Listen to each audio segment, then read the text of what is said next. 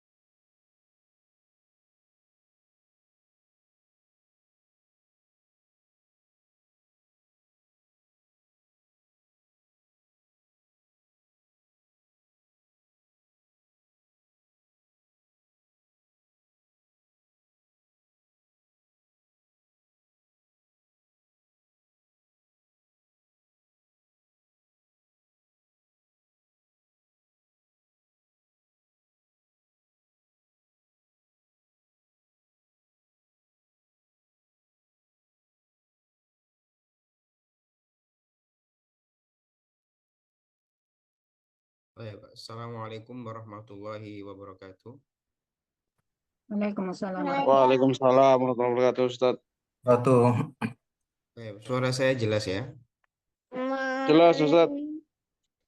Ya, nah. Dan di layar antum bisa lihat PowerPoint-nya. Benar, Ustaz. Tayap ya. Bismillah wassalatu wassalamu ala Rasulillah, amma ba'd. Alhamdulillah, teman-teman mahasiswa yang saya hormati. Kita sekarang masuk pada live session kita yang kedua, masih di dalam pelajaran atau mata kuliah adab-adab penuntut ilmu atau hilya thalabul ilm. Baik, di dalam sesi live session yang kedua ini, pembahasan kita masih berkutat kepada akhlak atau adab seorang thalabul ilmi pada dirinya, yaitu adab-adab menyiapkan dia secara internal. Apa yang perlu dia siapkan sebagai thalabul ilm, yang kita sudah sebutkan. Kenapa kok hal ini penting sekali diperhatikan oleh seorang yang ingin belajar ilmu, ya, dia punya adab-adab. Akhlak-akhlak itulah yang akan membantu dia, ya, mengkontrol dia dari salah menggunakan ilmunya atau salah arah dalam mencari ilmu. Baik, 4 pembahasan yang kita akan bahas pada sesi kita kali ini yaitu tentang muraqabatullah, yaitu Anda merasa diawasi oleh Allah Subhanahu wa taala. Lalu yang kedua tentang rendah hati atau bahasanya tawadhu, ya. Lalu yang ketiga zuhud. Lalu yang keempat muru'ah. Kita akan coba menyampaikan kepada antum dalam bingkai PowerPoint ini. Kalau masih ada sisa waktu, kita bisa tanya jawab, kita berdiskusi, atau mungkin kita akan mencoba membaca dari buku aslinya, ya, buku yang ditulis oleh penulis, ya, Syekh Bakar Abu Zaid. Baik.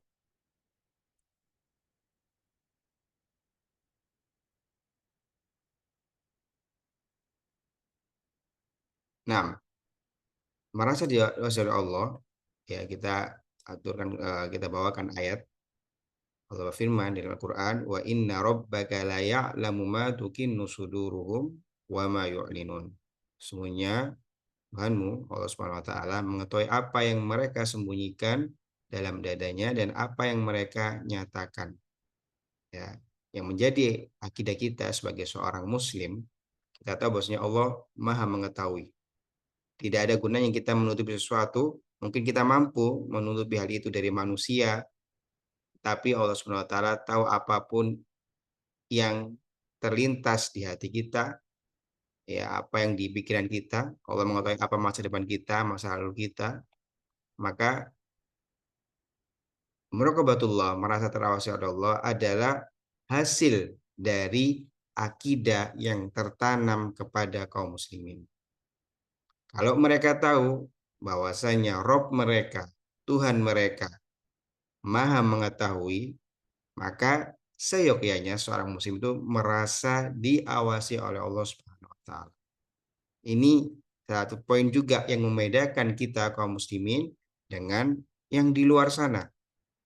Ya, merasa terawasi itu nanti kita akan sebutkan memberikan, kalau istilahnya ya, memberikan kita self control yang kuat.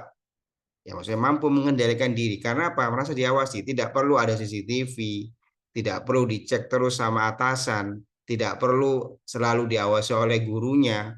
Karena kita tahu Allah Subhanahu wa taala tidak pernah tidur. Ya. Maha hidup dan Maha tahu.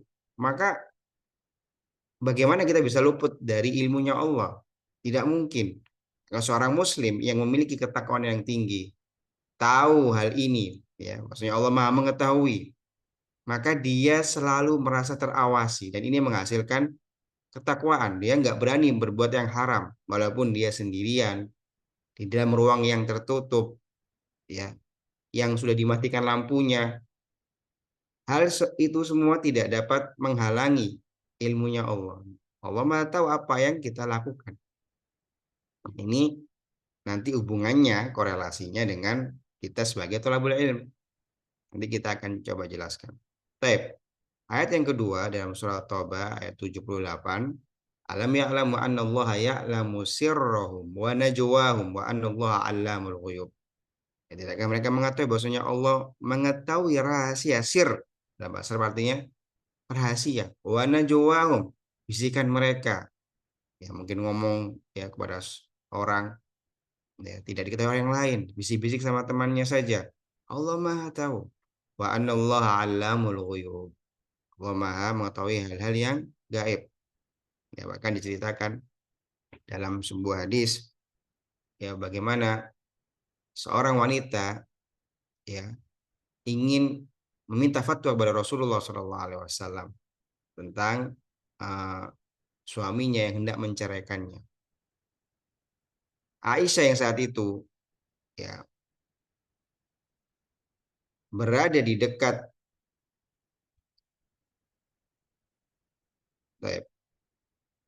ya yang berada di dekat tempat kejadian, tempat tadi apa permintaan fatwa atau majelisnya Rasulullah SAW.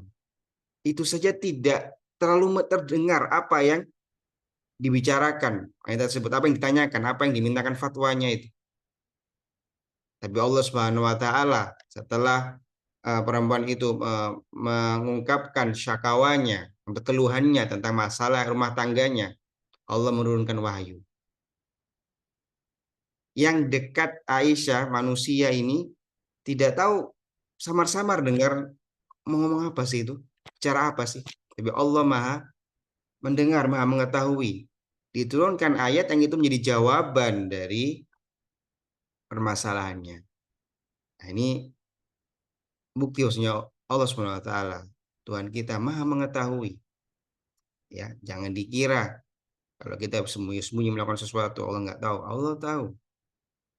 Ya, hanya saja manusia itu diberikan pilihan memang ya untuk bertobat, untuk kembali sebelum nanti hari perhitungan. Baik. Lanjutkan. Ya,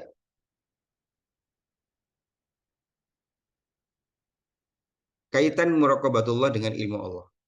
Ya, tadi kita sudah sebutkan bahwasanya Allah Maha mengetahui. Kalau kita tahu fakta itu, kita punya akidah yang kuat. Ya, maka seorang muslim itu seperti dia merasa terawasi dan selalu terawasi. Artinya, nanti itu menimbulkan kita ini disiplin, kita ini amanah. Ya, kita ini tidak berbohong, kita tidak berkhianat karena tahu ada Allah SWT yang Maha tahu, Maha mendengar, Maha melihat, yang selalu mengawasi setiap gerak-gerik kita. Lalu poin berikutnya, muraqabatullah antara khauf dan raja. Tentu jangan sampai konsep muraqabatullah, merasa terawasi oleh Allah ini menjadikan kita hidup dalam ketakutan yang berlebihan. Tidak seperti itu maksudnya syariat. Saat menjelaskan bahwasanya Allah Maha tahu. Cukup kita itu ya menjadi orang yang punya self control, kita mampu mengendalikan diri kita, tapi kita juga harus ya mengimbangi rasa takut yang dihasilkan oleh muraqabatullah itu dengan roja, berharap bahwasanya Allah itu pemaaf. Ya Allah itu menutupi aib-aib hambanya. Ya, makanya kita di dalam agama Islam dilarang buka aib orang. Dilarang apa? Bertajassus, memata-matai orang biar tahu aibnya. Waliyadzubillah. Ya. Maka Islam ini lengkap ya, teman-teman sekalian, sangat lengkap. Kita kalau mau tahu Islam teruslah belajar. Anda akan tahu puzzle lengkapnya. Tapi kalau kita kurang belajar ya atau meninggalkan majelis ilmu, kita tidak punya gambaran jelas Islam ini bagaimana sih? Atau belajar cuma satu sisi saja. Ya. Padahal ada gambaran yang luas tentang Islam. Ya kayak tadi, muraqabatullah ya biasanya menghasilkan rasa khauf, rasa takut.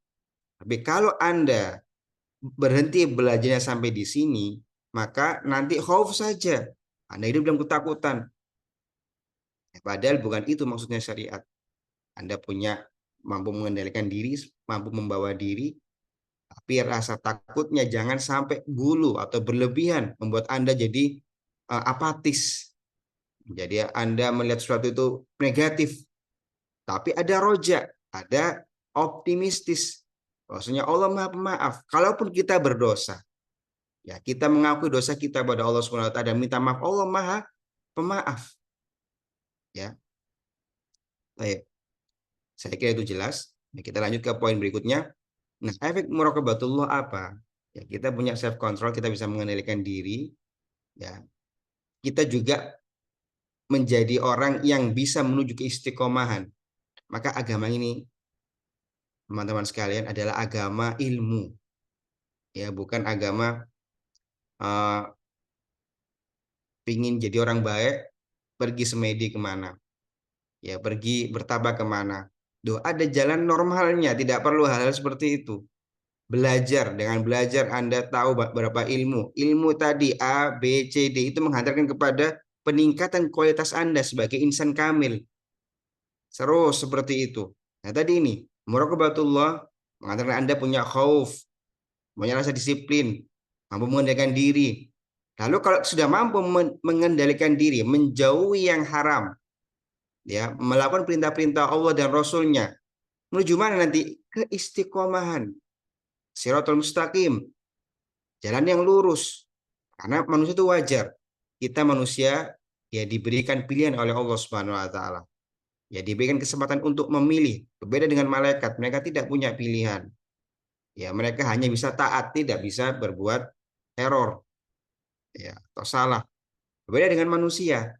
Manusia kadang benar, nanti kalau lagi imannya turun, lagi futur, dia berbuat salah. Tapi selalu ada proses, ada mekanisme, bisa kembali kok. Bisa tobat. Ya. Muraqabatullah menjadikan kita selalu bisa mengontrol diri kita dan kembali ke titik yang benar setiap kali kita melenceng. Nah, kita merasa terawasi. Kita nggak bisa malas-malasan gini terus keadaan iman kita. Kita nggak bisa terus-terusan ya ninggalkan sholat. Kita nggak bisa terus-terusan berbohong. Karena kita yakin ada yang mengawasi. Dan tidak hanya diawasi, tapi Allah ya mencatat semua perbuatan kita. Dan kita yakin, misalnya ada lanjutan akidah yang lain tentang hal ini. Apa? Allah akan balas siapa yang baik, siapa yang buruk. Ya, setelah kayak kita sebutkan tadi Allah maaf segala macam, tapi masih ada manusia-manusia yang tidak menggunakan ya maghfirahnya Allah itu, ampunannya Allah itu. Ya, bahasa bahasa cepatnya orang yang masuk neraka benar-benar kelewatan batas. Begitu banyak kemudian Allah berikan. Tapi kadang manusia memang sendirinya dia ingin mencelakan dirinya. Ya, baik. Muraqabatullah juga memiliki efek mempersempit jalan syaitan. Ya, sebelum syaitan membisikkan, sebelum syaitan mulai mendekat, kalau kita tahu kita diawasi oleh Allah, kita tolak semua bisikan syaitan. Ya, yang terlewat di dalam pikiran kita, yang terbetik di dalam hati kita. Kalau kita tahu itu salah, itu bertentangan dengan kebenaran, dan kita yakin kita diawasi oleh Allah Subhanahu wa taala, kita mengundurkan diri dari rencana tersebut.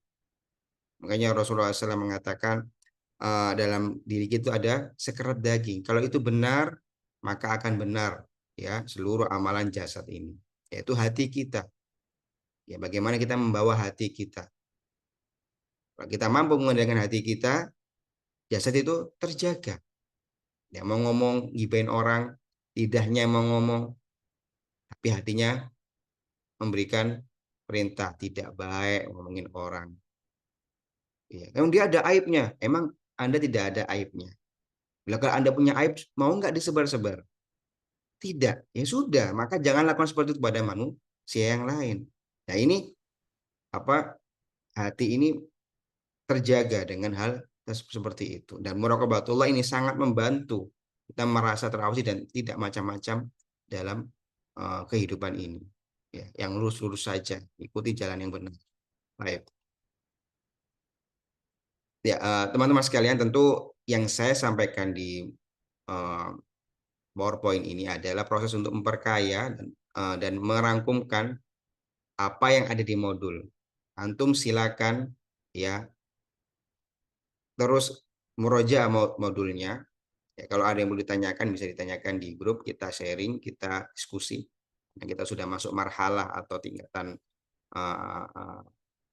mahasiswa, atau tidak seperti saat kita masih belajar sebelum tingkatan ini. Ya, antum bisa perkaya pengetahuan antum tentang matkul ini dengan kembali ke modul dan juga bisa kembali ke buku aslinya atau buku Hilyatul Thalabil Ilm, yang memang itu sebagai muqarrar atau panduan inti dari matkul ini. Tentu antum dalam nanti ujian atau latihan-latihan, antum akan ditanya sesuai modul. Ya, yang saya sampaikan ini hanya untuk memperkaya saja, memperluas wawasan saja. Ya, tambahan, ya, namanya tambahan. Insya Allah tidak akan keluar ujian-ujian dari yang tambahan ini, karena yang modul itu sebagai inti, ya. Tapi saya juga minta pada antum sekalian, karena ada UTS semakin mendekat, saat belajar gunakan analisa. Artinya kaitkan antara pengetahuan satu dengan pengetahuan yang lain. Kadang soal ataupun pertanyaan itu muncul dari kemampuan analisa atau menyimpulkan. Kembali ya, karena kita sudah tingkatan mahasiswa, kita harus membiasakan hal itu, ya, mengkonklusikan sesuatu atau menyimpulkan sesuatu. Jadi bukan berarti kok nggak ada di buku, Ustaz. Ya, konklusinya Anda kaitkan ini dan ini akan mudah untuk memahami atau menjawab ujian-ujian. Apalagi di ujian nanti ada bagian esai atau menulis. Baik. Ya, poin yang kedua, rendah hati atau tawadhu. Ini juga adab atau akhlak yang harus dimiliki seorang thalabul ilm. Ya, ya tadi kaitannya muraqabatullah dengan thalabul ilm.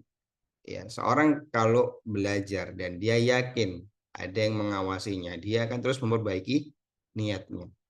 Dia belajar bukan untuk jadi orang terkenal. Dia belajar bukan untuk disanjung-sanjung orang. Dia belajar bukan untuk disebut sebagai orang yang serba tahu, yang paling tahu. Tidak. Dia belajar itu ibadah. Itu kembali kepada adab yang live session kita yang lalu. Ya, konteks dari belajar ini kita ingin mendapatkan ridho Allah. Ini hanya jalan-jalan menuju Allah Subhanahu wa taala. Ya. Maka kalau dia tahu maksud dan niat awal dari dia masuk dalam belajar itu, dia apalagi dengan tadi ya muraqabatullah, dia akan terus mengoreksi niat karena manusia hatinya berubah-ubah. Ya, kita sudah sampaikan tadi, kita ini punya pilihan. Ya, ujiannya kita manusia ini kita punya pilihan. Ya, kadang-kadang kita salah milih. Nah, kalau kita salah milih dan kita tahu ada yang mengawasi, kita akan luruskan lagi niat kita sebagai thalabul ilm. Jangan sampai salah berniat, ya. Baik.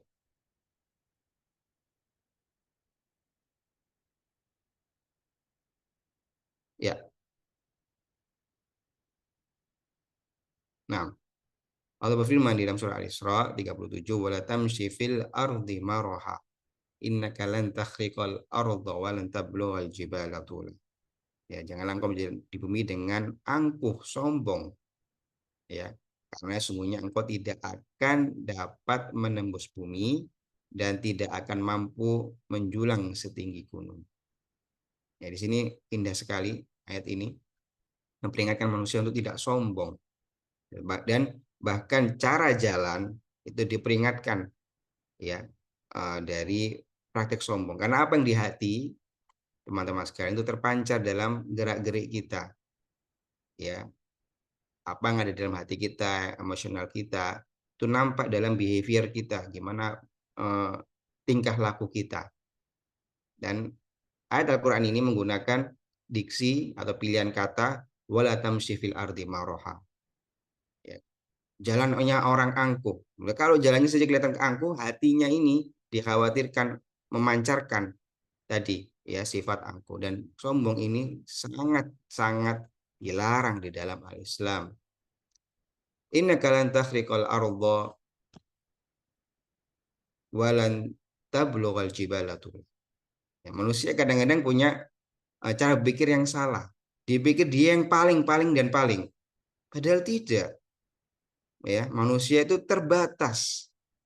Ya, makhluk Allah yang paling kuat saja, yang paling besar, tidak berak sombong. Nah, kenapa manusia kok sombong? Hidupnya terbatas. Kena kuman saja sakit, ya. Kakinya terbentur, ya. kaki kursi sudah rasanya sakitnya sangat kuat. Ya, tidak tidur 2 hari sudah nggak bisa mikir, blank otaknya. Apa alasan sombong? Ya, tidak makan, kelaparan, ya, sangat lemah. Maka manusia itu kadang-kadang keluar rasa sombong atau tidak mau berendah hati karena dia punya anggapan-anggapan salah tentang dirinya, ya, overestimate terhadap dirinya, merasa dirinya paling paling padahal kalau diingatkan Anda merasa mengatakan diri Anda paling pandai. Benar Anda paling pandai? Sudah dicek seluruh bumi ini, sudah dites semua, Anda yang paling nomor satu. Ya, maka manusia kadang keluar sifat sombong karena dia memiliki self concept yang salah. Dia melihat dirinya, ya tadi overestimate, berlebihan. Padahal kebalikan, Islam mengajarkan kita untuk rendah hati, tawadhu. Ya. Walaupun benar-benar dia orang yang paling fakih sekotanya dia, tidak boleh tetap sombong. Tidak ada alasan untuk sombong. Baik. Lalu saya bawakan juga sini hadis wa ma tawaddaa ahadun lillah illa rafa'ahullah. Ya, di Sahih Muslim. Dan tidaklah seorang itu berendah hati, bertawadhu karena Allah, ingat ya, karena Allah, bukan biar dibiang orang rendah hati, orang alim, ya, biar didatangi orang, diminta doanya, disok-sok ya bertawadhu, ya. Tidak seperti itu, tapi lillah, karena Allah Subhanahu wa taala.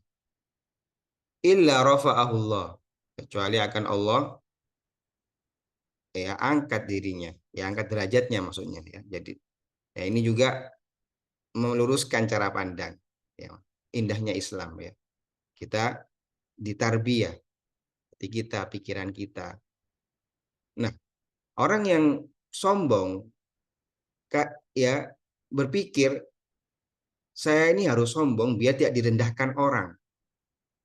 Ya, saya harus pamer ya mobil terbaru saya harus pamer dengan jam mahal saya harus pamer ini dan itu. Dengan asumsi dia akan naik derajatnya. Nah, asumsi ini dibantah oleh Islam. Justru kebalikan. Kalau kita berendah hati, tawadhu, Allah akan angkat derajatnya. Nah, ini artinya meluruskan, ya. Meluruskan cara pikir yang salah. Ya, kognitifnya diluruskan. Nah, inilah Islam. Makanya kalau gimana kita tahu seperti ini? Dengan belajar, teman-teman sekalian. Ya, dan umat ini perlu disadarkan. Saudara-saudara kita yang masih belum punya akses untuk belajar, mari kita sebar ilmu ini. Ya. Kalau kita mungkin Allah kasih rezeki untuk bisa sekolah lagi, belajar lagi, karena ada kelebihan rezeki mungkin. Ya, mungkin teman-teman kita yang lain di daerah kita, di masyarakat kita, tetangga kita mungkin ada keinginan belajar, cuma tidak ada kelebihan rezeki untuk diletakkan dalam hal itu. Kita bisa berikan secara gratis. Antum aja omong dia, sebarkan ilmu. Inilah Islam. Ya, society kita itu sifatnya saling bantu membantu. Yang bikin kesempatan untuk belajar di UIU, alhamdulillah Allah berikan kemudahan untuk bisa belajar dengan biaya dan segala macam. Ya, sebarkan ilmunya, ya, agar tahu hal-hal seperti itu. Nanti kita berusaha memberikan ilmu-ilmu yang sahih, ilmu-ilmu yang sudah di-approve, sudah disaring dari hal-hal yang mungkin salah persepsi atau salah penyampaian. Baik, kita lanjutkan. Nah, lalu apa korelasi antara rendah hati dan thalabul ilmi? Anda bisa cek lagi di modul dan juga buku Hilyatul Thalabul Ilm, ya. Dan saya rekomen kepada antum untuk baca ya buku Hilyatul Thalabul Ilm. Saya tidak tahu apakah saya kira sudah terjemahan bahasa Indonesianya. Harusnya di website sudah ada, ya.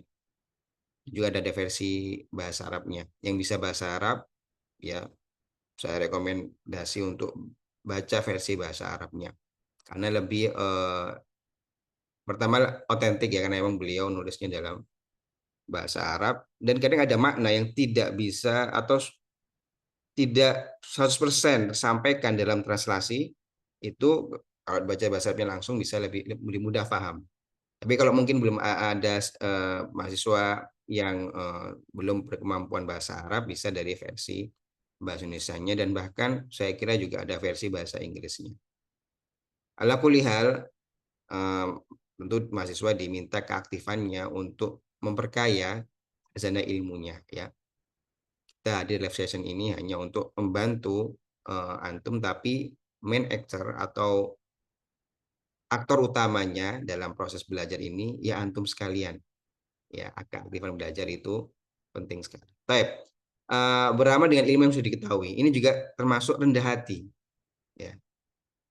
Dari sisi mana? Nah, ini biar kita tahu korelasinya. Kenapa kok ada adab ini di dalam adab talabul ilm? Ya, orang yang berilmu, dia tahu, dia harus objektif, dia harus tunduk dengan keilmuannya. Bukan keilmuannya tunduk ke dia, tapi dia bersikap ya sesuai dengan konsekuensi ilmu yang dia dapatkan. Ya, dia tahu misalnya hal ini salah. Buang egonya, buang rasa angkuhnya, pongahnya itu dibuang. Tunduk dengan kebenaran ilmu yang dia dapat. Misalnya saya beri misal. Dia melakukan sebuah amaliyah dalam agama. Sudah melakukan amaliyah itu selama 10 tahun. Dengan asumsi itu benar. Dengan asumsi itu ada pahalanya. Dengan asumsi itu mendatangkan ridho Allah. Misal. Lalu setelah dia belajar, dan hadir di majelis ilmu, diketahui ternyata amaliyahnya itu salah.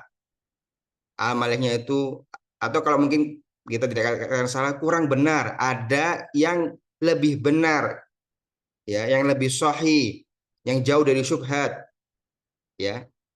Maka dia, kalau dia itu rendah hati, dia mau pindah, dia mau meninggalkan, dia mau upgrade, dia mau luruskan dirinya. Itulah rendah hati. Di sisi ini perlu sekali rendah hati terlebih ilmi. Tapi kalau seorang thalibul ilmi, pelajar pongah dan sombong dengan dirinya, ya, dia menolak kebenaran itu. Apalagi misalnya kebenaran datang dari orang yang secara strata akademik di bawahnya. Dia sudah S1. Diingatkan sama orang, ya, lulusan SD saja. Memang orangnya misalnya memang dia belajar, dia mungkin ngaji, dia sampaikan kebenaran ke antum, mungkin teman SD-nya dulu. Orang yang sombong dia mengatakan, alah kamu lulusan SD aja lo ngingetin saya. Saya sudah sekolah S1, kok bisa dengerin seorang sebenarnya. Ini kesombongannya membuat dia tidak bisa melihat kebenaran. Nah, objektivitas sebagai seorang akademisi itu didukung dengan rendah hati ini, tawadhu ini. Ya, orang sombong tidak bisa melihat kebenaran karena dia ya sibuk mencari pembenaran terhadap dirinya sendiri. Semoga Allah selamatkan kita dari sifat buruk itu. Taib. Ya, yang kedua, objektif dalam mencari kebenaran. Tadi sudah saya singgung. Ya, kita ini Muslim society ini, masyarakat Islam ini mencari kebenaran, ya, bukan mencari pembenaran. Kalau salah kita tinggalkan, kalau benar kita lanjutkan dan istiqomah. Ya, dan kita tahu fakta kebenaran dalam agama itu datangnya dari Quran dan Sunnah. Ya, adapun akal manusia itu bisa salah bisa benar. Ya, ijtihadat manusia bisa salah bisa benar. Ya. Taib. Menerima kebenaran dan tunduk dengan ilmu, ya sudah kita sampaikan, ya itulah kaum muslimin. Kalau datang kebenaran, tinggalkan yang salah. Saya berikan contoh bagaimana ada percakapan antara Umar bin Khattab radhiyallahu anhu dan Rasulullah Shallallahu Alaihi Wasallam. Umar mengatakan, wahai Rasulullah, engkaulah yang paling saya cintai kecuali atas diriku. Maksudnya ada exception. Ya Allah, nah ini saya bantu untuk memahami. Jadi skala prioritas cinta Umar saat itu Allah SWT, Umar baru Rasulullah. Maka Rasulullah luruskan. Ini juga pentingnya kita punya sahabat yang baik, dan Rasulullah SAW dan Umar adalah bersahabat. Ya, gak hanya hubungan murid dan guru ataupun Rasul dan mursal ilaihi, bukan, tetapi dalam konteks sahabat. Dan diingatkan oleh Rasulullah SAW, ya, beliau mengatakan tidak seperti itu Umar. Sampai kau menjadikan aku lebih kau cintai daripada dirimu, bahkan atas dirimu. Maka saat mendengar, detik itu juga, saat itu juga, nggak perlu pulang ke rumah dulu, mikir dulu, angkuh dulu, nggak. Satu Umar mengatakan, baik Rasulullah, engkau lah yang paling aku cintai, bahkan atas diriku. Ya maksudnya manusia. Lalu berubah prioritasnya. Skala prioritas berubah. Allah, Rasulullah, baru dirinya Umar sendiri. Detik itu juga. Nah inilah tawadhu, rendah hati, menjadikan kita mudah menerima kebenaran. Ya, baik. Lalu poin berikutnya, rendah hati tergambar dalam gerakan dan penampilan. Ya, ini juga harus diperhatikan teman-teman sekalian. Ya, rendah hati. Ya, rendah hati itu ya kadang ada selentingan orang ngomong, yang penting hatinya. Anda jangan menjudge saya dari penampilan saya. Yang penting hatinya. Tidak seperti itu. Betul, kita tidak boleh ya suudzon sama orang. Tapi kita sendiri jangan mendatangkan suudzonnya orang. Itu yang pertama. Yang kedua, ya, kalau hatinya benar-benar bagus, itu mesti kok terpancar dalam gerakannya, penampilannya, ya. Ya kita intermezzo, kita misalkan dalam konteks yang lucu saja. Dia mengatakan saya rendah hati kok, saya tidak sombong. Tapi keluar rumah pakai emas kilo, ya antingnya segala macam dipasang semua segala macam ya, biar kelihatan dia kaya. Ini orang lihat bagaimana? Mesti suudzon. Ini orang sombong. Ini orang ingin memamerkan kekayaan. Maka ini kadang-kadang kontradiktif. Kalau kita memperbaiki hati kita, insya Allah kok terpancar dalam gerakan kita dan lain sebagainya. Maka kita harus luruskan ya pemahaman kita dan cara pandang kita. Rasulullah SAW, kalau kita lihat bagaimana sirah beliau, antara apa yang beliau dakwahkan, ya kita tahu anak Rasulullah adalah yang paling mulia, itu terpancar dalam gerakannya Rasulullah SAW.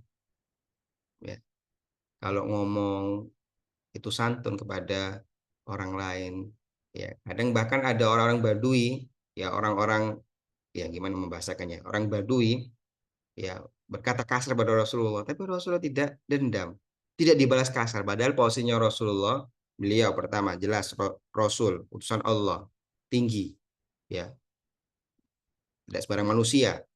Yang kedua, Rasul punya nasab yang tinggi, ya anggapannya ningrat, bukan orang-orang biasa, ningrat, punya darah biru, bahasanya seperti itu, ya nasab tinggi. Ya. Yang ketiga, Rasulullah saat itu kepala negara, ya. Yang keempat, Rasulullah diajak omong di depan sahabat yang lain. Ya kadang orang kan semakin tersinggung saat dikurang ajari di depan sahabat-sahabatnya atau teman-temannya atau circle-nya. Faktor-faktor itu tidak membuat Rasulullah kasar dengan orang Badui tadi yang ngomongnya kasar.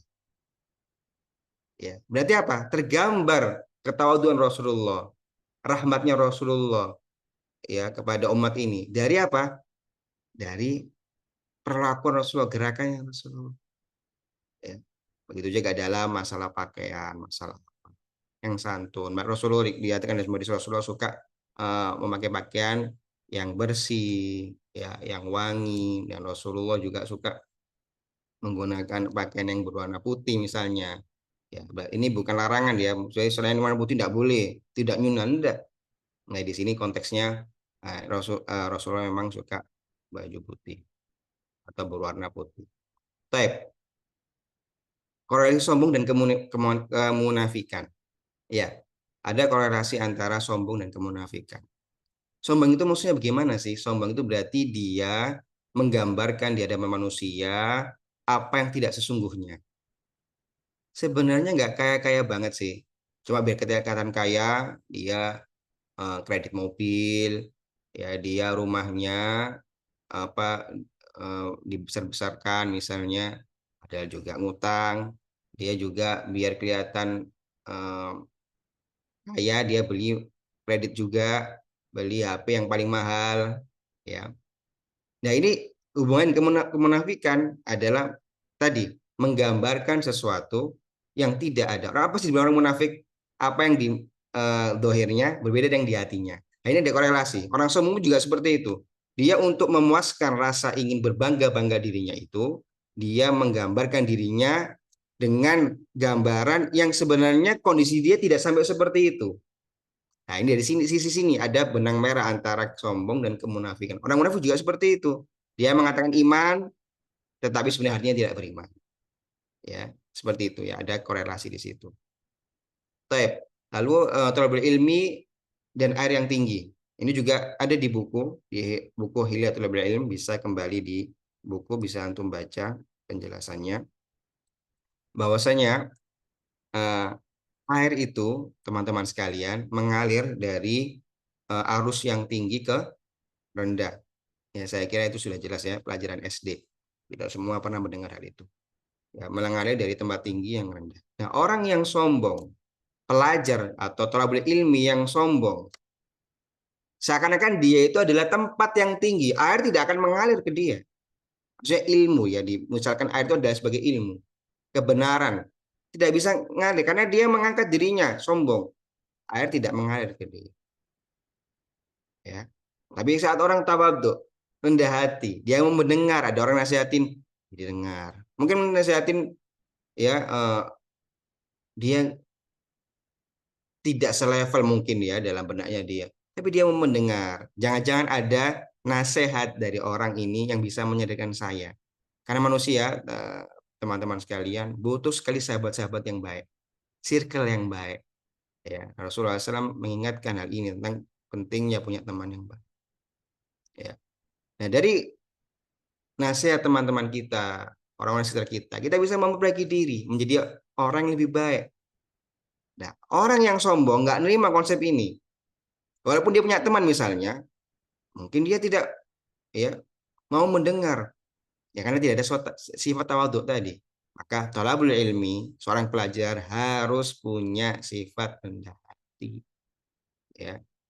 Maka insya Allah akan terbuka banyak pintu-pintu kebenaran, inspirasi-inspirasi baru, ya, perbaikan-perbaikan diri, ya, upgrade-upgrade diri yang kita tidak akan dapat kalau kita tidak mau mendengar orang lain. Gimana mau mendengar kalau nggak punya rendah? Baik, kita lanjutkan. Nah, kita masuk ke sifat yang ketiga. Ya, jadi hari ini kita ada 4 pembahasan, teman-teman sekalian. Ya, ya, ada 4 pembahasan, kita masuk yang ketiga. Baik ya, untuk menyingkat waktu, kita akan sedikit cepat ya. Mungkin ada sesi yang ditanya jawab biar kita bisa diskusi. Salah satu misi live session ini kita bisa diskusi dengan teman-teman sekalian. Dan yang punya ilmu silakan sampaikan. Ya, kita ini diskusi, kita sebagai teman berpikir. Baik. Zuhud. Ya, Rasulullah mengatakan, diriwayatkan di Sunan Ibnu Majah, izhad fi dunya yuhibbukallah wazhad fima fi aidin nas yuhibbuk. Ya, berzuhudlah ya di dunia, maka Allah akan mencintaimu. Dan zuhudlah dari apa yang di tangan manusia, maka manusia akan mencintai. Taib. Tentu kita tahu, teman-teman sekalian, manusia itu tidak suka ada orang yang menginginkan kebaikan dari dirinya. Maksudnya seperti ini. Ada orang kaya. Ya. Ada orang kedua, pingin kekayaannya, pingin mengambil atau pingin menguasai. Orang nggak suka gitu, risih. Ya. Tapi kalau ada orang datang, tidak ada tendensi apa-apa. Datang ke kita karena pingin berteman saja, lillahi ta'ala. Tidak mau harta Anda, tidak mau biar ikut terkenal, terseret terkenal gara-gara keterkenalan Anda. Pure, cuma pingin berteman saja. Maka kira-kira dari dua macam orang ini, mana yang lebih disukai manusia? Ya orang yang tidak ada tendensi saat mendekati kita atau tidak ada nafsu dunia. Itu manusia seperti itu. Adapun konsep zuhud, yang di dalam klausa yang pertama, izzat fid dunya yuhibbukallah, karena memang kalau kita ini cinta dunia, sulit cinta sama Allah. Ya. Makanya kalau kita zuhud dari dunia ini, kita meninggalkan hal yang tidak perlu. Apa sih zuhud itu? Kita meninggalkan hal-hal yang tidak ada manfaatnya di akhirat kita. Ya, bukan hanya yang haram ya. Nanti kita ada dijelaskan di slide berikutnya. Perbedaan warok dan zuhud. Warok itu meninggalkan apa yang Allah haramkan, ya. Yang jelas haram ditinggalkan, itu warok. Ini level gimana? Level 1 lah. Next levelnya itu zuhud. Bahkan hal-hal yang mubah, yang dimubahkan, kalau dia tahu ini useless, ini tidak bonafit buat akhirat saya, dia yang seperti itu pun juga ditinggalkan oleh orang yang zuhud. Jadi next level. Kalau wara itu maksudnya meninggalkan hal yang memang wajib ditinggalkan karena haram, tapi yang mubah ya masih oke lah.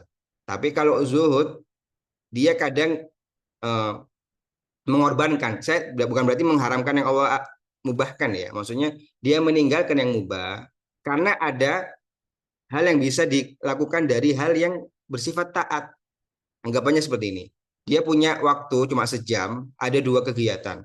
Satu kegiatan yang mubah, ya. Ada kegiatan yang kedua, kegiatan yang ada pahalanya. Orang tipe-tipe orang zuhud pasti milih yang ada pahalanya. Karena dia tahu ini yang lebih bermanfaat. Bukan berarti kalau dia ngambil yang mubah jadi dosa, tidak ya. Tetap mubah ya mubah. Cuma dia tahu mana yang meletakkan prioritas. Nah, ini konsep zuhud seperti ini. Bukan konsep zuhud itu Anda pakai baju bolong-bolong jelek, ya, kita tidak memperhatikan kebersihan. Bukan seperti itu konsep zuhud. Kalau antum kenal ada tetangga antum, kerabat antum masih memiliki konsep zuhud yang seperti itu, mohon kita luruskan, kita belajar untuk berdakwah ya, kita sampaikan kepada mereka agar tidak salah konsep. Ya, baik, kita lanjutkan. Ya, zuhud dan warok kita sudah jelaskan. Zuhud lebih tinggi dari warok. Dari sisi apa tadi? Ada yang bisa jelaskan? Ya, biar tidak satu arah saja saya yang ngomong. Kenapa kok zuhud lebih tinggi dari warok? Ada yang bisa menjelaskan, teman-teman sekalian? Ya, boleh dari chat menjawab, mungkin bagi yang akhwat, yang ikhwan, yang laki-laki, boleh bersuara, ya, mengatakan pendapatnya. Kenapa kok zuhud lebih tinggi daripada warok? Yang bisa jawab?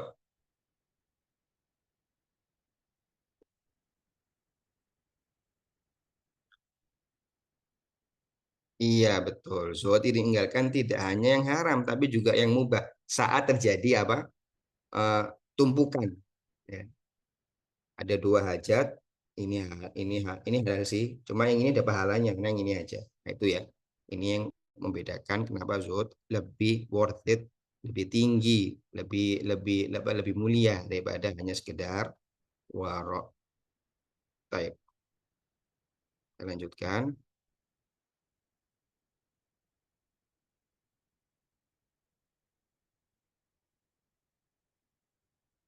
Sebentar.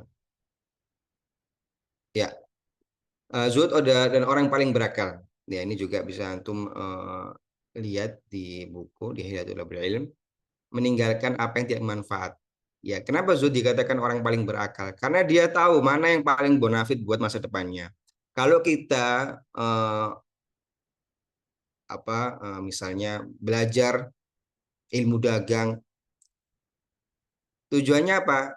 Ini misal saja ya, tidak ada keinginan menyinggung orang yang belajar ilmu bisnis. Baik, ingin dia mudah mencari harta, ya kan?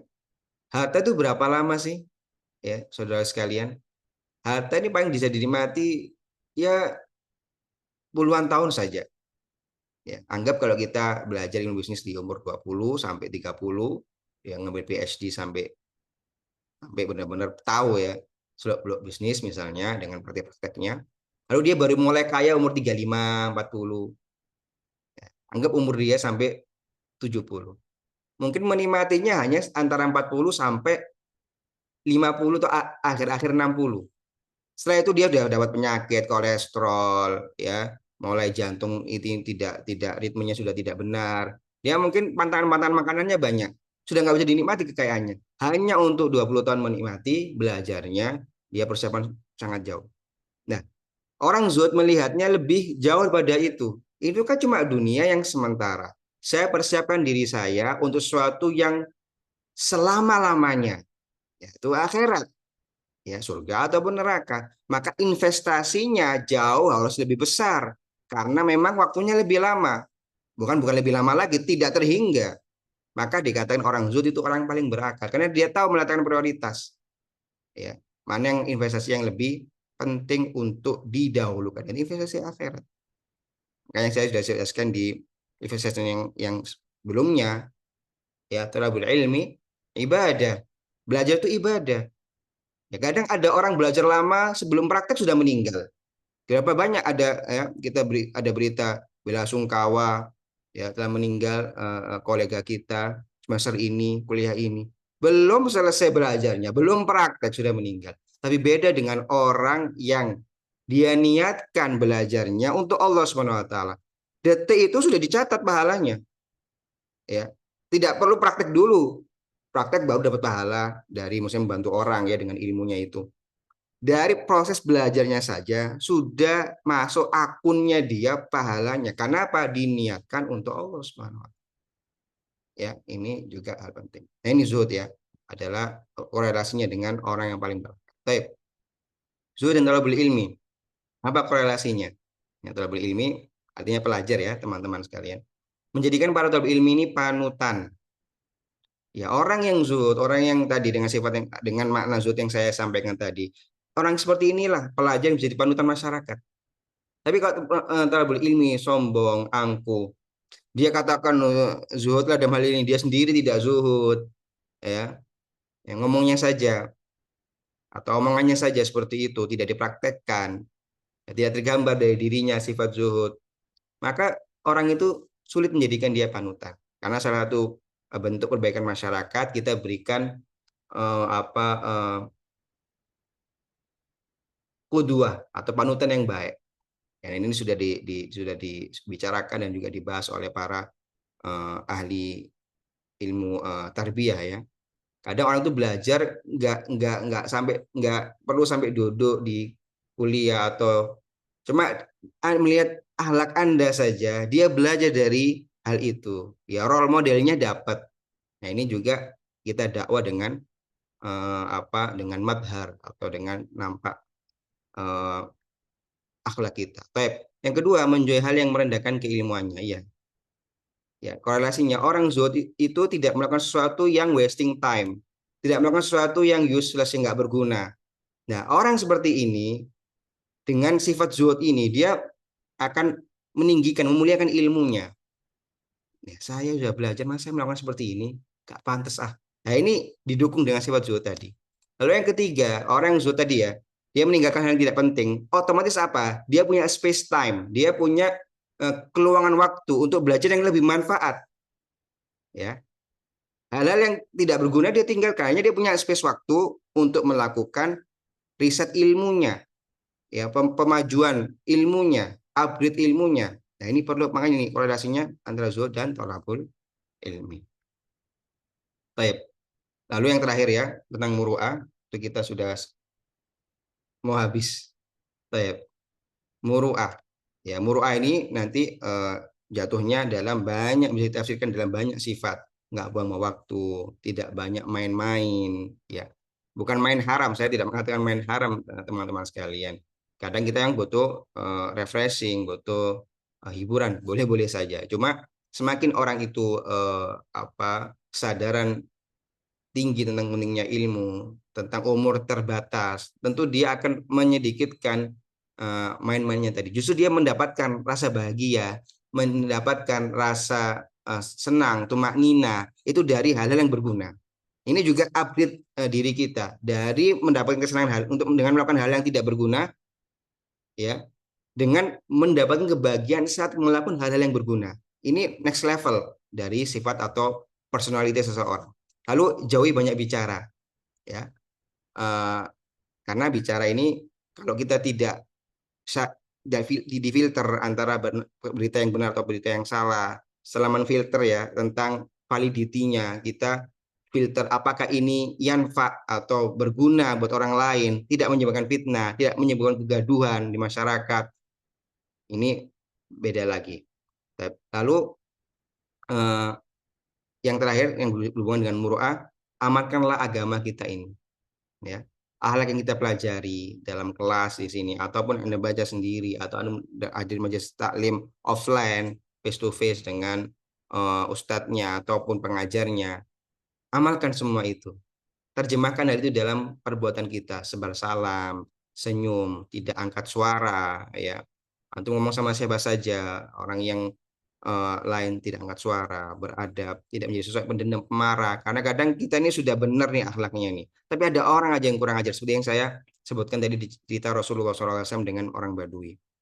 Tapi tidak jadi pendendam dan pemarah kalau mendapati seperti itu, karena ini fakta masyarakat. Tidak mesti yang Anda lakukan itu feedbacknya senada, tidak mesti. Nah, ini kita harus jadi orang yang pemaaf dan tidak marah.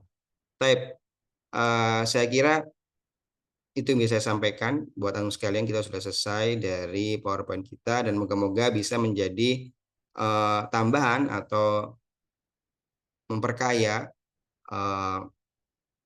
hal tersebut atau pemahaman antum terhadap pelajaran kita. Tapi bagi teman-teman sekalian, tadi ada di grup ada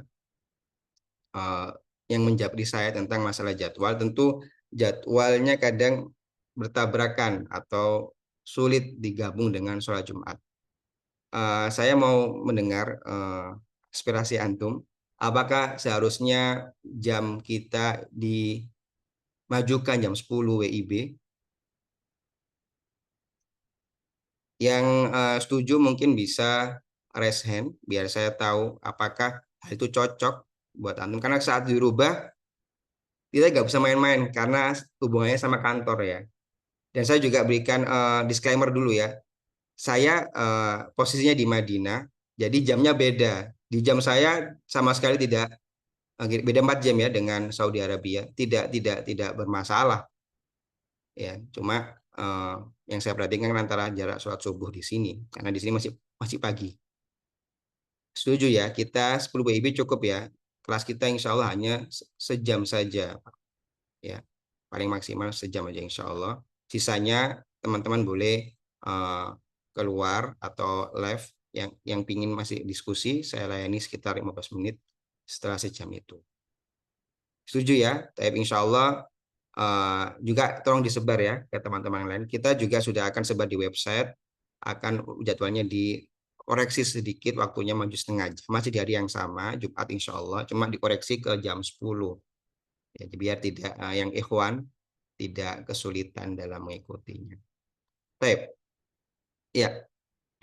Silakan yang ada urusan bisa live. Kita sudah selesai materi inti kita. Sekarang cuma untuk diskusi saja. Baik, ya saya baca dari pesan dulu ya. Atau ada yang mau tanya langsung dulu? Mungkin saya cukupkan dua pertanyaan langsung. Ya, resennya cukup ya. Sekarang resen yang tanya saja. Tadi vote-nya sudah beres. Ya, iya, yang bertanya langsung open mic, silakan bertanya. Diskusi lebih tepatnya ya, karena kita diskusi di sini. Tafadhol. Iya, suaranya dikerasin, saya tidak dengar.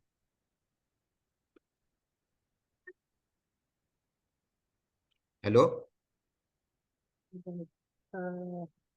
Halo, iya Ustaz. Iya, silakan. Langsung open mic yang mau tanya, open mic. Saya biasa tidak mendengar ada suara apa-apa. Type, kalau tidak ada yang bertanya, saya baca beberapa yang dari chat. Saya Ustaz. Iya, mau bertanya, silakan. Langsung bicara, silakan. Tafadhol. Ya. Bismillahirrahmanirrahim. Assalamualaikum warahmatullahi wabarakatuh. Terima kasih Ustaz atas kesempatannya. Tadi di kolom chat memang sudah saya tuliskan juga. di sini mungkin keterbatasan saya terkait dengan pemahaman saya. Yang ingin saya tanyakan adalah terkait dengan esai Ustaz.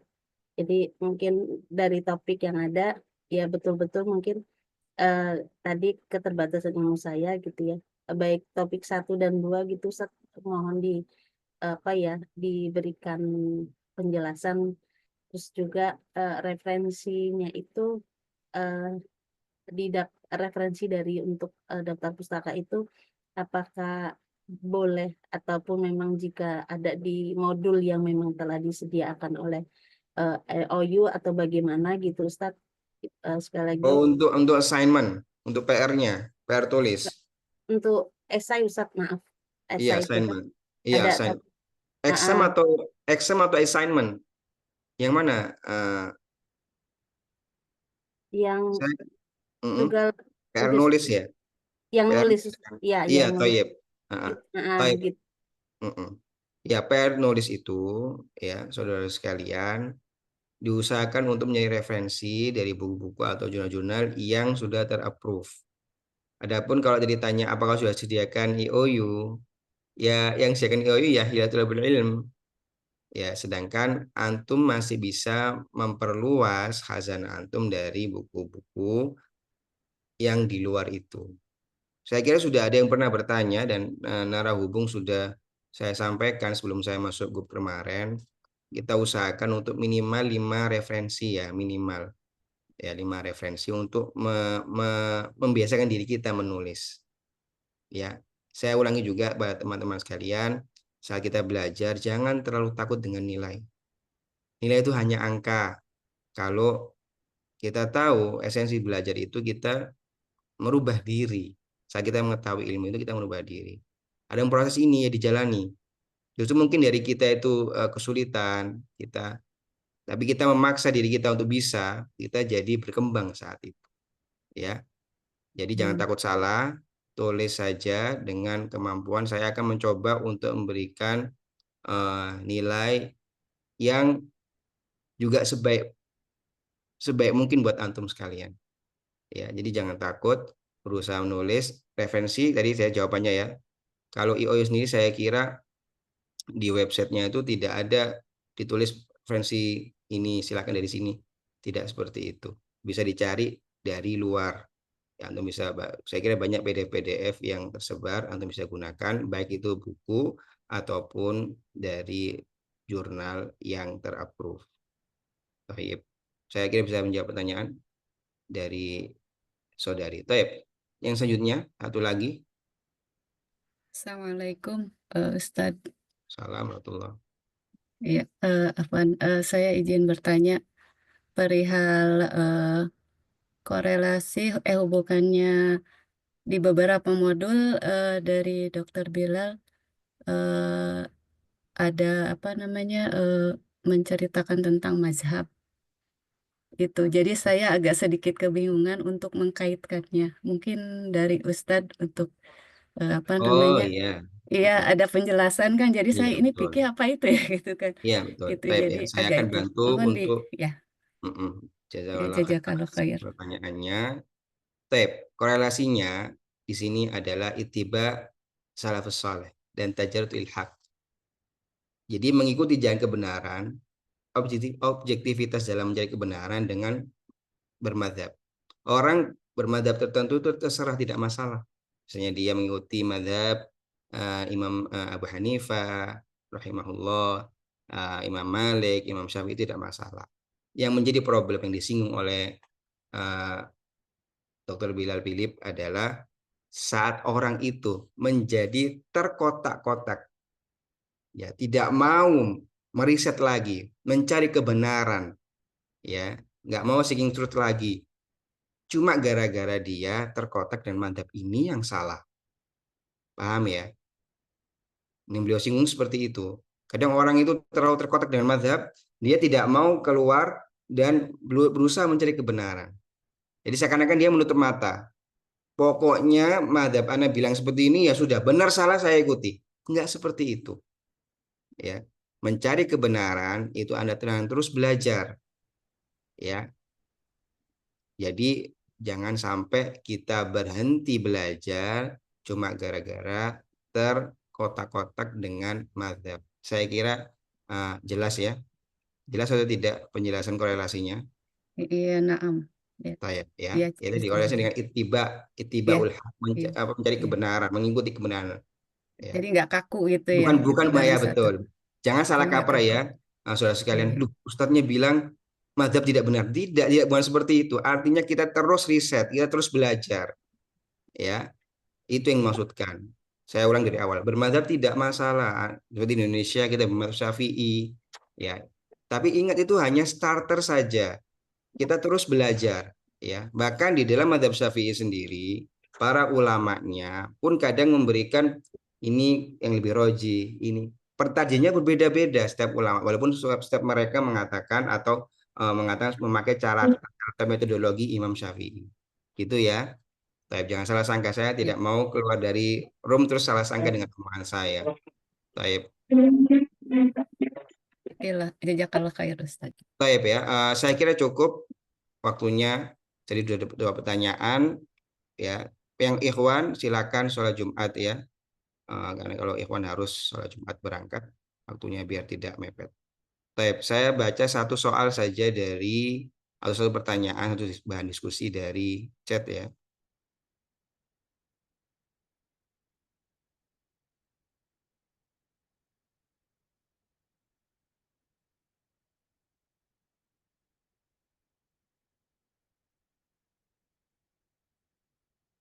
Ya, bagaimana cara menyeimbangkan antara khauf dan roja supaya tidak terlalu dominan pada rasa khauf atau roja saja?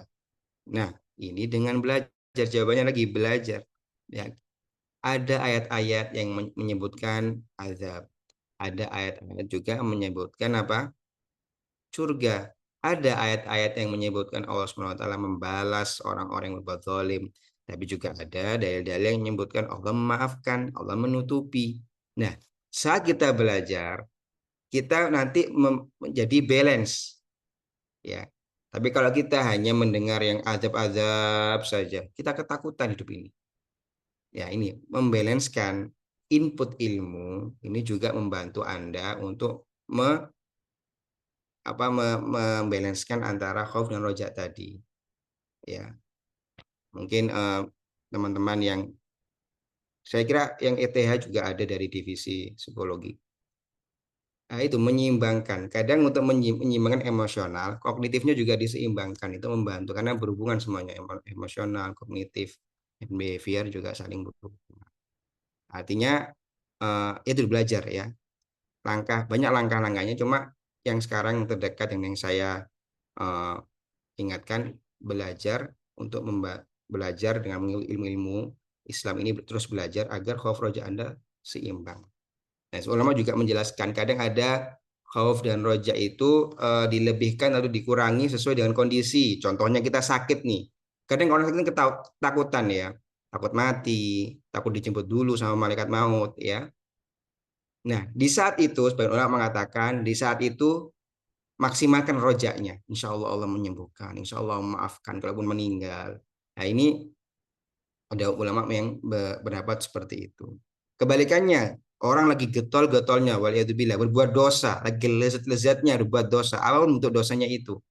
Nah, saat itu dia perlu menaikkan volume khaufnya. Karena dia mau ngerem nih sekarang, dia lagi laju, dia perlu break, perlu rem. Saat itu dia tinggikan khaufnya. Nah, ini gimana tahu penjelasan ini? Dibelajar. Makanya teman-teman sekalian, kita sebagai mahasiswa ini punya tanggung jawab. Tanggung jawab keilmuan. Kita harus dakwah ke masyarakat agar mereka juga dientaskan dari ketidaktahuan itu. Tapi moga-moga bermanfaat ya sesi kita kali ini. Saya ulangi lagi, antum tetap harus kembali ke modul, baca lagi di modul. Yang saya lakukan hanya mengikhtisarkan berdasarkan dengan buku Hilyatul Ilm, biar antum dapat intinya atau starternya, ya, langkah awalnya. Sisanya langkah-langkah kedua, langkah ketiga, langkah selanjutnya, mahasiswa diharapkan keaktifannya. Subhanakallah bihamdik, asyhadu an la ilaha illa anta astaghfiruka wa atubu ilaik. Assalamualaikum warahmatullahi wabarakatuh. Waalaikumsalam warahmatullahi wabarakatuh. Jazakumullah khairan. Assalamualaikum warahmatullahi wabarakatuh. Jazakumullah khairan, Ustaz.